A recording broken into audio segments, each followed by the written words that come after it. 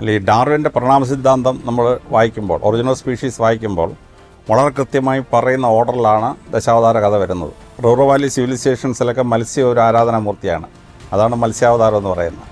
എന്നാൽ peninsula and islands അവിടെയൊക്കെ ഈ ആംഫിബിയൻ ലൈഫാണ് പോസിബിൾ.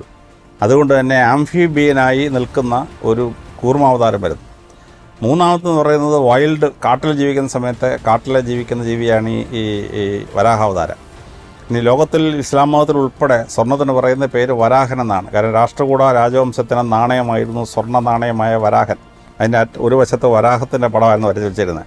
ഈ സ്വർണ്ണ നാണയം അറബികൾ ഉൾപ്പെടെയുള്ളവർ ട്രാൻസാക്ട് ചെയ്തപ്പോൾ അവർ ആ നാണയത്തെ വിളിച്ച പേര് വരാഹൻ. മുസ്ലിങ്ങൾക്ക് വലിയ ഇഷ്ടമില്ലാത്ത മൃഗമാണ് ഈ പന്നി, പക്ഷേ അവരുടെ ഭാഷയിലും സ്വർണ്ണത്തിൻ്റെ പേര് വരാഹൻ എന്നാണ്. അപ്പോൾ ഈജിപ്തിലെ ഏറ്റവും പ്രധാനപ്പെട്ട ദൈവസങ്കല്പമാണ് സ്ഫിങ്സ് എന്ന് പറയുന്നത്. മനുഷ്യൻ്റെ മുഖവും സിംഹത്തിൻ്റെ ശരീരവും. എന്നാൽ സ്ഫിങ്സിൻ്റെ ഏറ്റവും വലിയ പ്രതിമകളെല്ലാം കിട്ടിയിരിക്കുന്നത് ആര്യ സംസ്കാരത്തിൻ്റെ ഭാഗമായിട്ട് ഇറാനിലും അഫ്ഗാനിസ്ഥാനിലും. 68 മീറ്റർ പൊക്കമുള്ള അതിനെ സിംഹനരൻ എന്നാണ് അഫ്ഗാൻ ഭാഷയെ വിളിക്കുന്നത്. അത് ഇന്ത്യയിൽ വന്നപ്പോഴേക്കും നരസിംഹമായി, തലസിംഹവും ഉടൽ മനുഷ്യത്തെയായി മാറി.